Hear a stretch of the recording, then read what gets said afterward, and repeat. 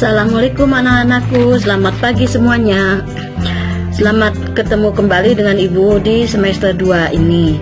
Bagaimana kabar kalian? Semoga sehat-sehat selalu ya. Dan jangan lupa selalu berdoa dan jaga kesehatan kalian sesuai protokol kesehatan COVID-19. Dan Ibu juga selalu berdoa semoga kalian pada semester ini pembelajarannya akan lebih baik dari semester sebelumnya dan lebih bersemangat lagi. Terus di sini pada pembelajaran kali ini dalam bab ke-1 prakarya kelas 9 kita akan membahas tentang kerajinan berbasis media campuran. Ya, di sini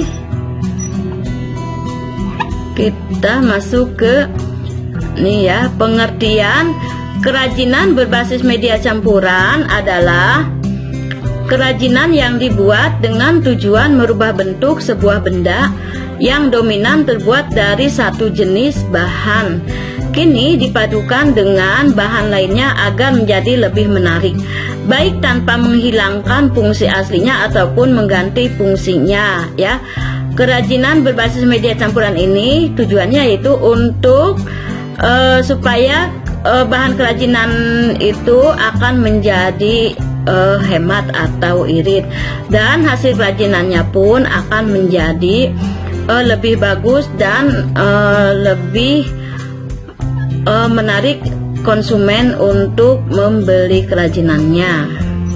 Ya. Terus di sini kita masuk ke inilah contoh-contohnya ya. Contoh ini terbuat dari logam, ada yang dari plastik, dari logam ya. Seperti ini motor-motoran. Ya, terus di sini kita masuk ke alasan apa saja yang dikemukakan oleh para pengrajin dia melaksanakan atau membuat kerajinan yang berbasis media campuran. Alasannya adalah yang ke-1, adanya kekurangan bahan baku atau memanfaatkan bahan baku yang tidak banyak jumlahnya ya.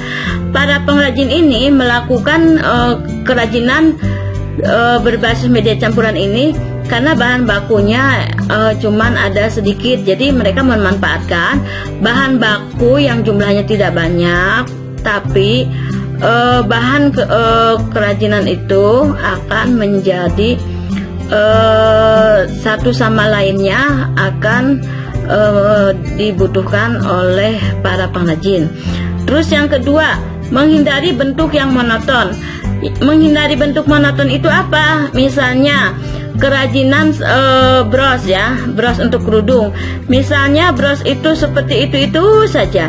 Tapi kalau sudah ditambah oleh bahan campuran, dia akan terlihat bentuknya berbeda karena bahannya sudah dicampur ya. Misalnya logam dengan plastik, logam dengan kayu dan besi misalnya ya.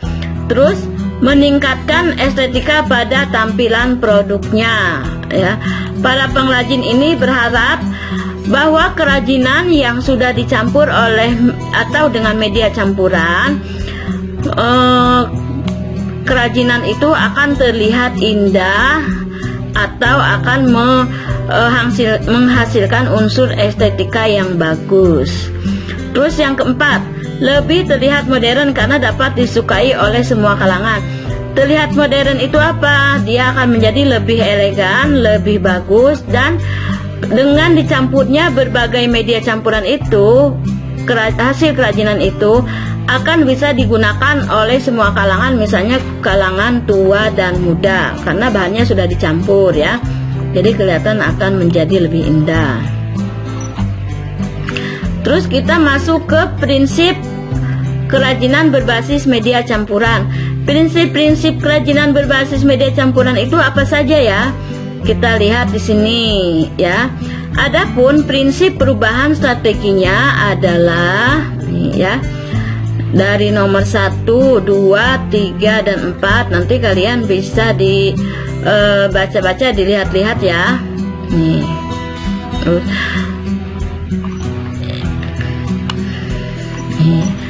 Terus yang sekarang setelah kita melihat prinsipnya nih ya, ada lagi di sini kerajinan berbasis media campuran dengan penciptaan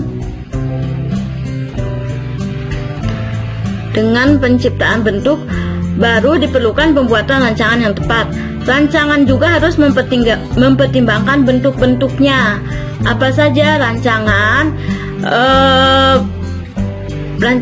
kerajinan yang berbasis media campuran itu, kita harus melihat apa saja ya. Di sini dalam menyederhanakan bentuk kerajinan ya, menyederhanakan bentuk dengan mengurangi atau menambah bentuk produk kerajinan berbasis media campuran disebut juga dengan stilasi ya. Melakukan strategi perubahan dengan menyederhanakan bentuk produk kerajinannya dilakukan dengan melakukan pengamatan pada produknya ya. Para pengrajin sebelum menyederhanakan bentuk atau mengurangi bahan bentuk kerajinannya, mereka harus melihat dulu atau merancang dulu objek yang akan dijadikan untuk ditambah bahannya dari media campuran ya. Dan menyederhanakan bentuknya pun dengan cara mengurangi atau menambah bentuknya, dia harus mengalami beberapa prinsip tahap perancangannya. Yang ke-1, pesan eksplisit pada produk harus jelas, apakah sebagai produk fungsional ataukah sebagai produk hias ya. Pada pengrajin dalam menyederhanakan bentuk, mereka juga harus memperhatikan apakah kerajinan itu merupakan kerajinan sebagai produk fungsional atau fungsi pakai atau sebagai produk hias ya.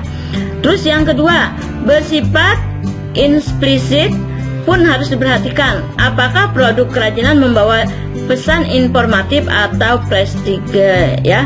Apakah kerajinan itu memberikan kesan informasi sebagai prestige atau prestige oleh para pemakainya. Terus di sini bahan yang tersedia sejak awal dapat menjadi modal perancangan produk kerajinan. Namun dapat pula bahan yang dibutuhkan disiapkan setelah perancangan ya. Bahan-bahan sebagai media campuran ini harus dilihat dulu ya oleh para pengrajin itu dan disiapkan setelah perancangan. Jadi para pengrajin harus membuat rancangan produk itu, baru mereka mencari bahan untuk atau sebagai media campurannya.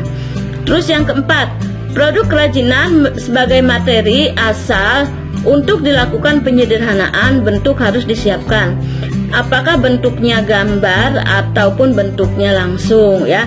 Kerajinan itu ya, para pengrajin itu dalam menyederhanakan bentuknya mereka harus menyiapkan dulu gambarnya atau mereka membuat secara langsung gambar tersebut ya. Terus yang kelima, para pengrajin memperhatikan penghematan bahan agar produksi dapat dilakukan sebanyak mungkin dengan berbentuk rancangan ya. Para pengrajin pun dalam menyediakan bahan sebagai media campurannya itu mereka harus menghemat bahannya, karena nanti mereka sudah merancang, misalnya membuat brosnya 5, terus ternyata bahan sebagai media campurannya cukup untuk 3 saja. Jadi disitulah mereka akan menghemat bahan-bahan yang dibutuhkan sebagai produksinya, agar produksi yang dilakukan sebanyak mungkin dengan berbagai bentuk rancangannya ya. Nih misalnya di sini ada hiasan kepala penari. Nih di sini para penari dari Bali ya disederhanakan menjadi hiasan ruangan sekaligus kap lampu dengan menggunakan paduan bahan logam. Ini ya, ini sebelum disatukan dengan media campuran logam. Ternyata pas sudah dicampur dengan media logam ya, hasilnya seperti ini ya, terlihat lebih indah, lebih kelihatan estetikanya. Nih ya, nanti kalian baca lagi. Ini misalnya kerang, setelah diberi bahan media campuran seperti ini, dia ditambah logam, nih ya akan menjadi seperti ini ya. Tadinya biasa saja, setelah diberi bahan media campuran terlihat lebih indah dan lebih bagus.